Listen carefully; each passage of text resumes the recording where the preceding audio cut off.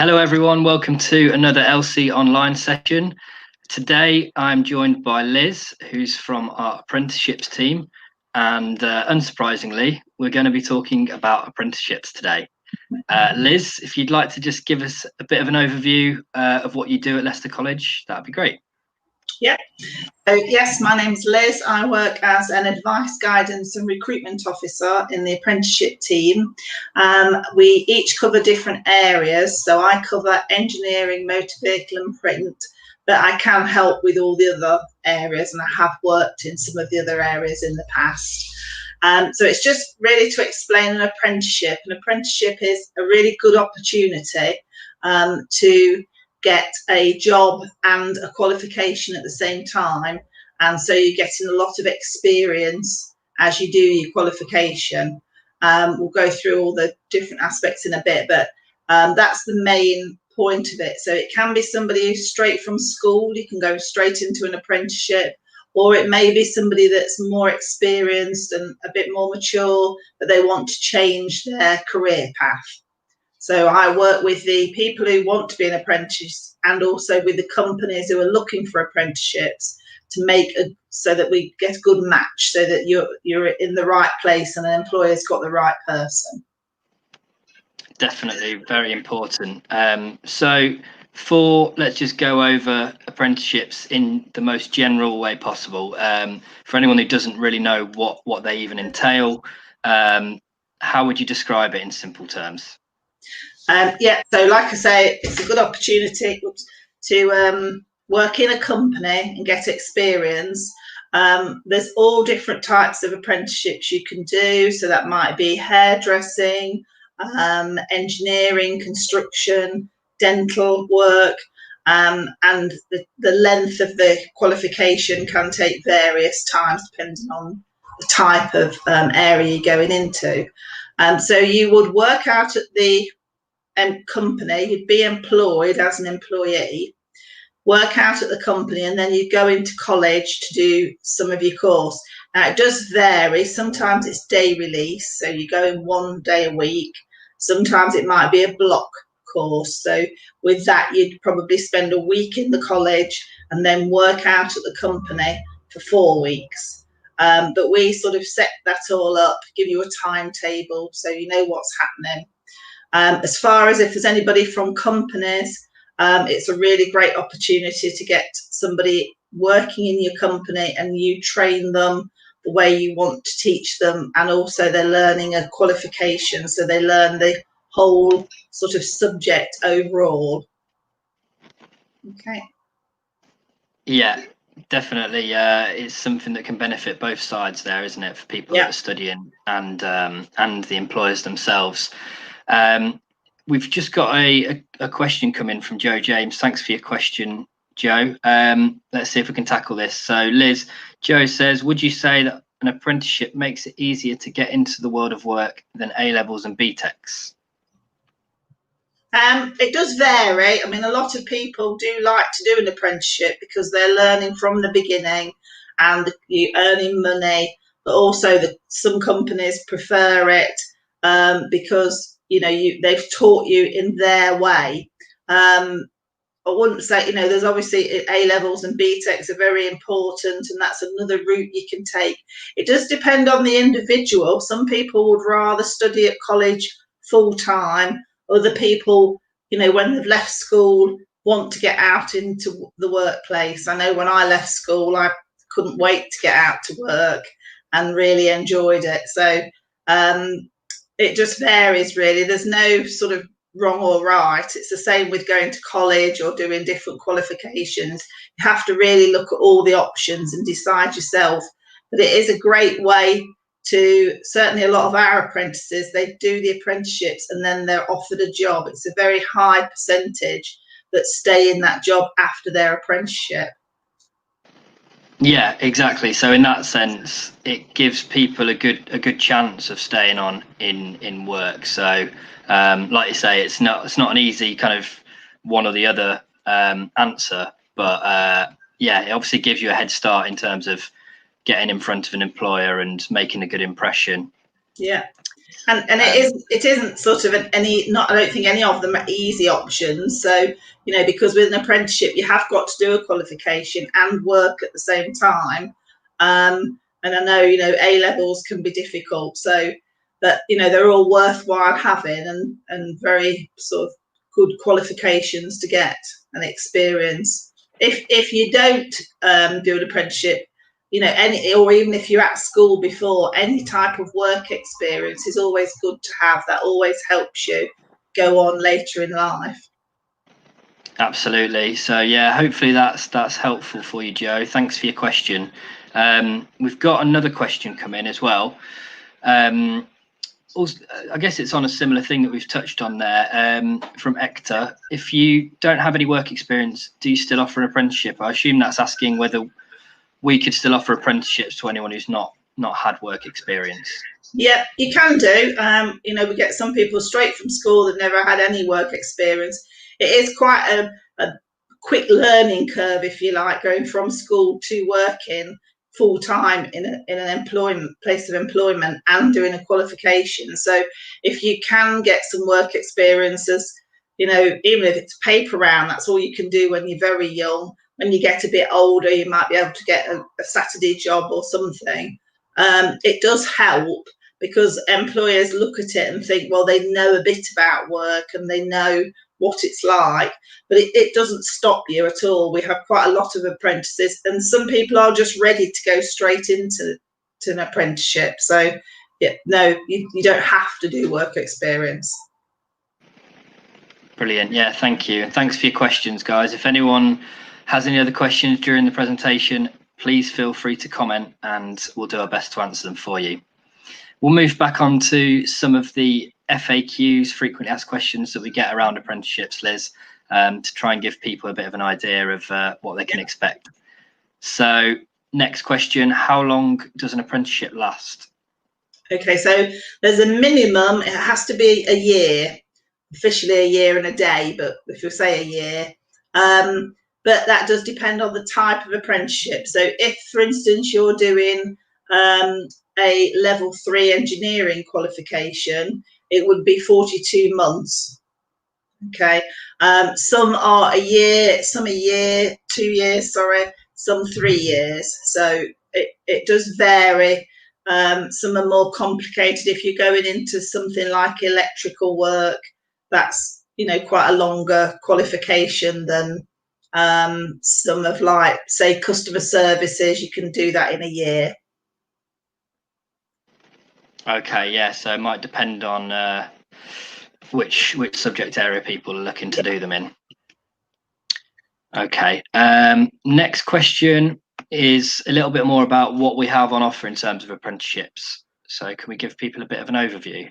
Yeah, so there's an awful lot, and excuse me, you can go onto the Leicester College website and have a look at all the different apprenticeships we do. But if I just run through some of them, so we've got engineering, and we've got different types of engineering qualifications. So that might be metal fabrication, engineering technician, what we call MOE, which is maintenance operations engineering technician, rather a long word name. So there's different ones there. We've got lots in construction, so you're talking about bricklaying, plumbing, painting and decorating, carpentry. So there's a lot, there's a lot more as well. And we do, construction is our biggest area, so certainly have a look at the website, see the list of things you're interested in. I mentioned motor vehicle before, and then we've got things like business administration, customer services, IT apprenticeships, just trying to think of some more, dentistry, and we are looking at doing some new apprenticeships in the future. So that's not, all of them aren't set up, but we're always looking at possibly doing other subjects. Certainly in business as well, we've got like team leadership, and management qualifications, and they do go into the higher level qualifications. So you can see there are an awful lot.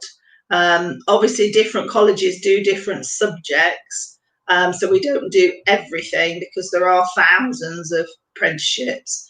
but we do an awful lot. So have a look at the Leicester College website, and that'll give you a full list of the things that we do. And it might be that if we don't do something exactly that you're looking for, there's something quite close to it. So you might be happy, you know, just being a bit flexible on that. Yeah, definitely. But like you say, there's quite a good range really on offer there. There is. I've had a couple of other questions come in. Tarkin, thank you for your question about college fees. This is not a question that would answer during this broadcast, but I'm going to just drop a link for you to our website about course fees, where you can see some of the answers to your questions about fees for EU citizens. James got another question. Are there only a limited number of job types that offer apprenticeships? I guess you've covered some of that already, Liz. Yeah. Well, when you say a limited number, if you're doing an apprenticeship, you have to do a qualification. So that has to link. So if you came and said, I want to do an apprenticeship in, say, veterinary work, you can do an apprenticeship in that, but we don't do them at Leicester College. So you'd have to look at what place. I think the nearest one that does that type of thing is Brooksby College, because they're more of an sort of farming type thing. So there are only a limited number of jobs, but I mean there are an awful lot of jobs out there. So you know, it does depend on what you're looking for. I mean, if you want to contact me afterwards, and if you've got a specific job you're looking for, then I can help you with that. I hope that's answered your question. What's the best way for people to contact you, Liz, if they want to ask a specific question? If you want to, you can either email apprenticeships at Leicester College, or you can just go onto the Leicester College website and look at the apprenticeships.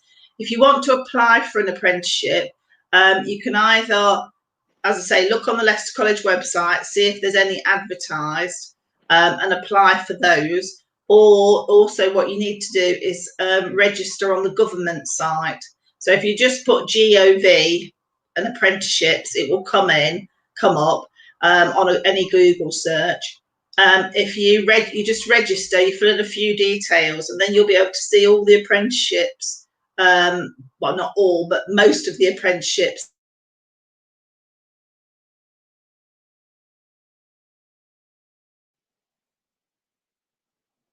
I think we may have lost Liz there. She might have frozen. So just bear with me whilst we try and bring her back into the live stream. Hello. Might just be a connection thing there. You've dropped out there, Liz. Did you?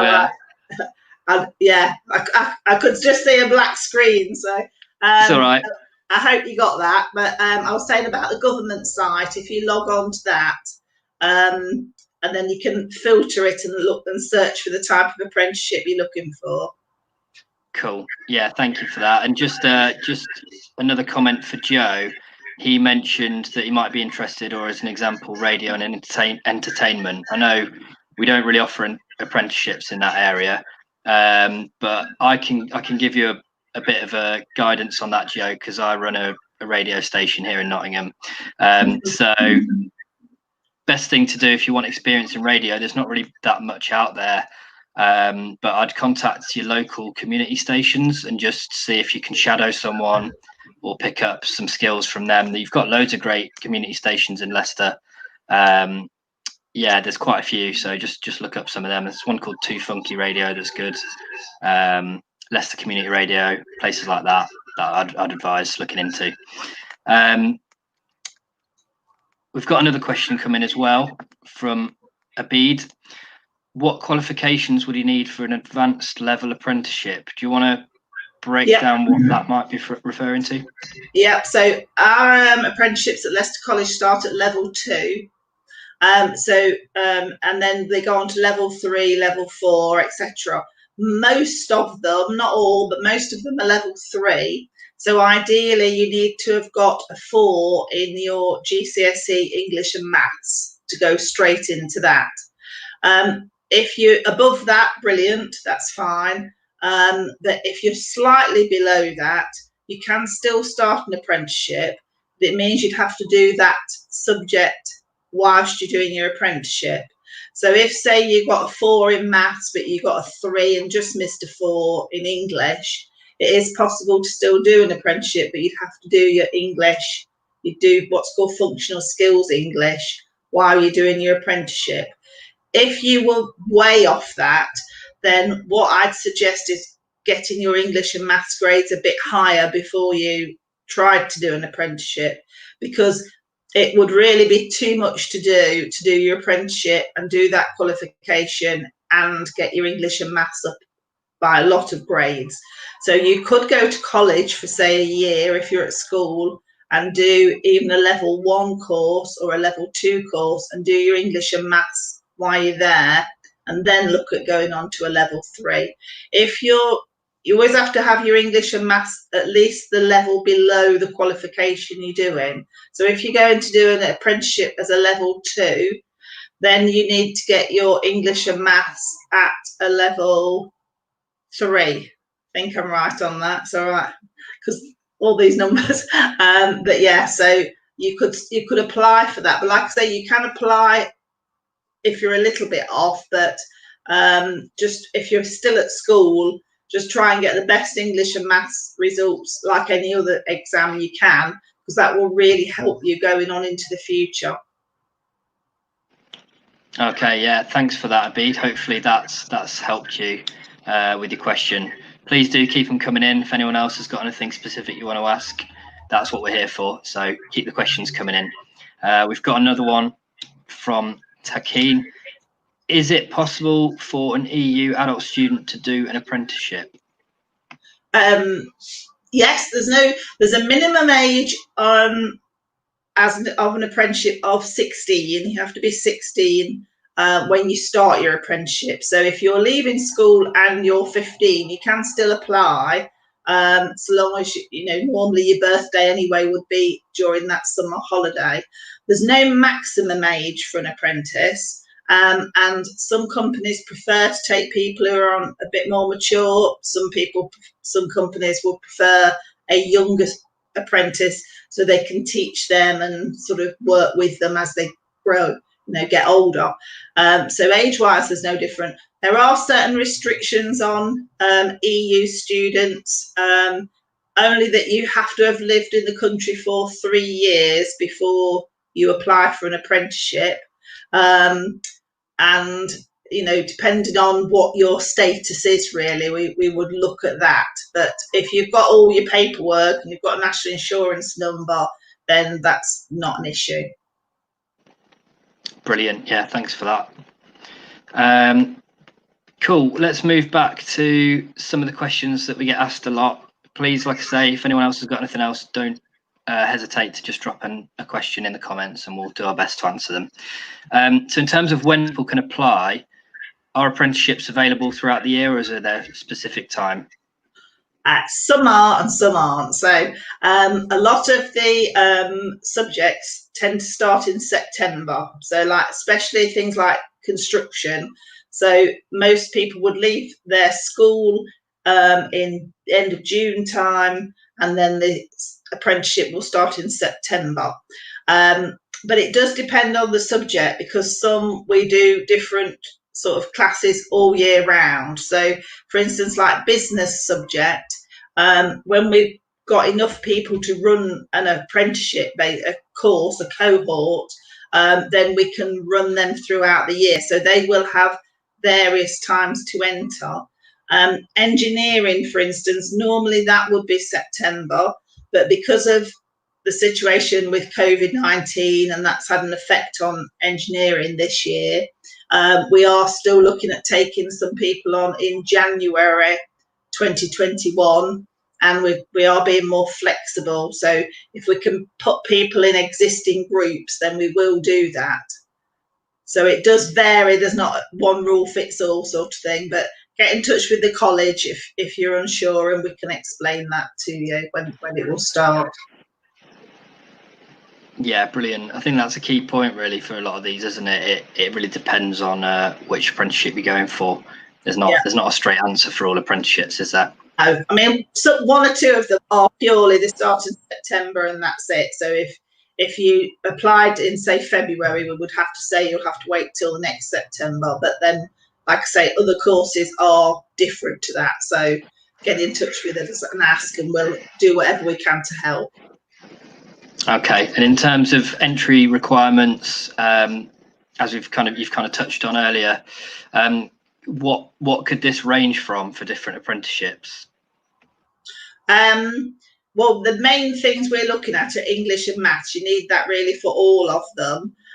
If you're going into something, sometimes we get people who apply for, say, motor vehicle qualifications, and some schools offer sort of quite basic level motor vehicle qualifications. So if they've already done that, that does help. You don't have to do it, but it gives you a bit more knowledge, and sort of what you're going into, so that can help. But the main qualifications are the English and maths, because most of our subjects probably aren't taught at school. Things like the engineering subjects, they're not taught at school anyway, so we don't expect you to have qualifications in that subject. Like motor vehicle, some schools now do a little bit of basic work, but we wouldn't expect you to roll up with a level 1 in motor vehicle to go into a motor vehicle apprenticeship. Sure. It's really, if somebody's keen and they show some interest, if it's been their hobby and their interest, like the other gentleman said, he's interested in radio work. If you've got a passion and something you want to do, and you've found out a bit, you've researched it, or you might have done some work experience through school, that helps more than actual probably qualifications at this point. Definitely. And again, something that was discussed briefly earlier, can we go into a bit more detail about different levels of apprenticeships? Yeah, so apprenticeships start at level 2, and then they go 3, 4, and you can go right up to degree level apprenticeships. So when we're talking about some of the higher level apprenticeships, Leicester College do work with De Montfort University, and we have a connection there in some areas. But quite a few of the construction apprenticeships start at level 2, and then you're going on to other areas. Some of them, like engineering, we only start at level 3 on that. That's not saying all colleges do that. It's just that different colleges and training providers are different, but we've found that to be the best sort of way to work, because engineering and things like electrical work, they're quite involved. So that's a more advanced level. Yeah, definitely. So if someone likes the sound of apprenticeships that we've been talking about today, and they want to go ahead and try and apply for them, what's the best way of finding what's available and then applying? Yeah, so as I say, look on the government website. That's the main place. Look on the Leicester College website, see what's available there. Also, sometimes people come to us and they've found an apprenticeship. So it might be that they've gone and done some work experience for a week from school or a month from college, and they really like that company and the company like them. So they can then approach us and we can arrange the apprenticeship for them. We also have some apprentices that say, well, I've worked for my uncle on Saturdays and he wants to offer me an apprenticeship. So again, there are other ways that you can find an apprenticeship. It doesn't have to just be us having a company and you applying to the college. Often it is through family or friends as well. So, and quite often things like, say, hairdressing, somebody will have probably worked there as a Saturday person, and then the company are interested, then we will contact the company and we'll set up that apprenticeship. So that there are quite a few different ways of doing it. Yeah, that's good. I suppose that's good for people that aren't already at the college to know that if they're working somewhere in, recent years before applying to college, they might be able to, well, we can help facilitate that. So and quite a lot of people who do a full-time course at Leicester College, do work experience as part of that course. And we do get quite a few people coming back and saying, well, I'm going to finish my course at the end of that year, and so the following year we can take them on as an apprentice at that company. Yeah, definitely. And I think, like you've kind of said, it's about building a good relationship with those employers, and I guess that's one of the great things about apprenticeships. And well, obviously, hopefully, people want to end up with a job with those people that they've kind of already put the time in with. So, what sort of experiences do people have in terms of getting the job at the end of their apprenticeships? It's not, a job isn't guaranteed at the end, but I will say the vast majority, I mean, I'm not sure of the actual figures, but I have read in the past it's well over 90% do stay at the company after their apprenticeship, mainly because the company have worked with that person for a long time, and they know then, you know, they're fitted in with the company, they're getting on well, so they'll offer them a job at the end of it. And the apprentice also knows that they're happy there and they want to stay. So it is a really high percentage of people that do stay on there, you know, and they've got the qualification then, so they're fully employed. And sometimes I have had a company where they really like the person and the person really liked the job, but by the end of the apprenticeship, they decided they wanted to go travelling. So sometimes they leave, and it's not through anything wrong with the company or the apprentice. It's just, you know, like life changes and what we want to do changes, doesn't it? So absolutely, yeah. And accounting for people that have been in that situation, 90% is a really high turnover, really, for people staying on and getting a job at the end of it. So that should be really encouraging for people. Yeah, well, they see the company, they put a lot of time and effort into that person, so you know they want to keep them on if they can. But if they don't and they decide to move on, at least the apprentice has got experience and the qualification, so they get a job, another job, quite easily. So absolutely, yeah. So another big benefit for people getting into apprenticeships whilst they're studying is obviously they can earn some money. How much could they expect to earn, do you think? Okay, right, well, sky can be the limit, really, but there's a minimum at the moment of £4.15, which is set by the government. That's the minimum they can pay an apprentice, but there's no maximum. So some areas do tend to pay more from the very beginning. You know, sometimes engineering will pay a bit more than some areas. And then after that, really, it's up to the apprentice. You know, I've known apprentices where after 6 months, the company have offered them the same salary as their employees because they really like them and they want to make sure they keep them. But then we can only sort of make sure they do pay the minimum, which they have to do by law. So £4.15 at the moment, but it is going up apparently. The government set that. So. Yeah, and that's a bit of an incentive, I think. If people really work hard and make a good impression, then they're more likely to get offered something, like you say, similar to what an employee would get. Yeah. And ending up with that job at the end of it. So yeah, it's all about what you put in, I think, really, isn't it? It is, yeah. I've had companies say to me, you know, we're really impressed and want to make sure we keep them, so they put the salary up. So yeah, it is up to the person. Definitely. So it's important that people make the most of it, really, when they're there. I think we've got time for one final question, Liz. You touched on this earlier. So in terms of age for applying, is there a certain age that people need to be in order to go into an apprenticeship? Well, as I say, minimum 16. You can't be an apprentice under 16, but no official maximum age. So could be any age. I mean, I would say the majority of apprentices are between 16 and about 24, 25, that sort of age. But we do get some people who are more mature because they've probably gone down one path in life and they want to change career, but they haven't got any experience or qualifications. So they kind of have to go, you know, and do an apprenticeship in something else. So they might have to take a bit of a pay cut for a year, But if it's something they really want to do and they're really passionate about, then sometimes that's worthwhile doing.